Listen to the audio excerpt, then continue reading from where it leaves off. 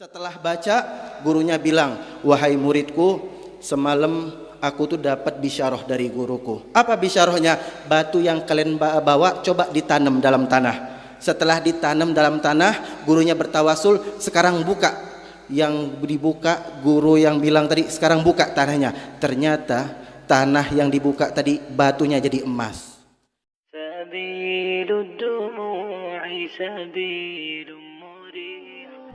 Makanya ketika punya guru, apa kata guru? Kita sami'na wa ata'na. Ketika guru ucapkan gini, sami'na wa ata'na. Pernah ada satu cerita penutup.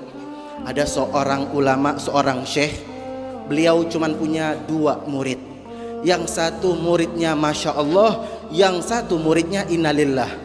Kenapa? Nakal. Jadi kalau gurunya ngeliat dia innalillah wa inna ilaihi rajiun. Artinya apa? Dia pasrah. Syekhnya ini sampai pasrah ngelihat dia, innalillah, sudah biar cepat meninggal aja bahasanya. Suatu saat 2 santrinya ini diajak sama gurunya, wahai muridku, besok saya mau pergi ziarah ke makam guruku. Ayo besok kita pergi bareng-bareng, kita bertawasul, kita minta semua hajat-hajat kita.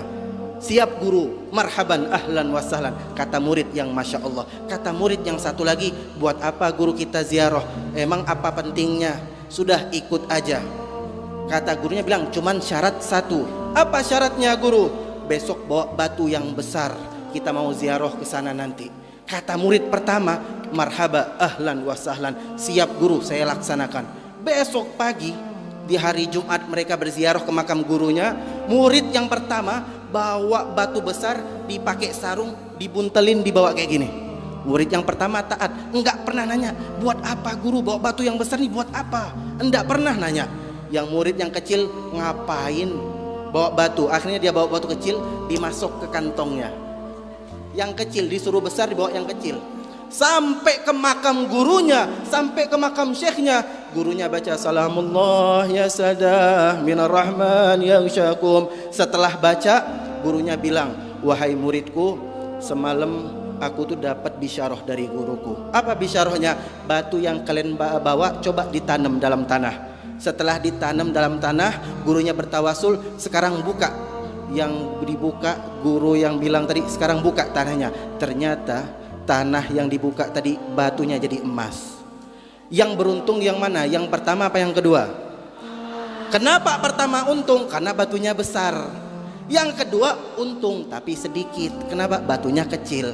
Karena apa? Tidak taat sama guru. Pulang mereka semua bertiga. Akhirnya murid yang kedua bilang, guru, kapan kita ziarah lagi? Malah nanya dia sekarang. Malah nanya. Kenapa? Rugi dia. Dia pikir, oh enak bener yang A.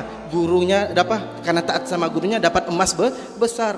Akhirnya kata guru, ya sudah, Jumat depan kita pergi lagi. Tapi syaratnya kebalikan. Kalau minggu ini kita bawa batu yang besar, minggu yang akan datang kita bawa batu yang kecil. Pergi semua. Kata murid yang pertama, ahlan wa sahlan, sami'na wa ta'na, saya dengar guru, saya taati. Pas datang guru yang bilang tadi, akhirnya murid pertama batu kecil dimasukin ke kantong. Yang satu kebalikan, yang murid kedua dia bawa batu besar pakai roda apa tuh, gerobak sorong itu, biar besar.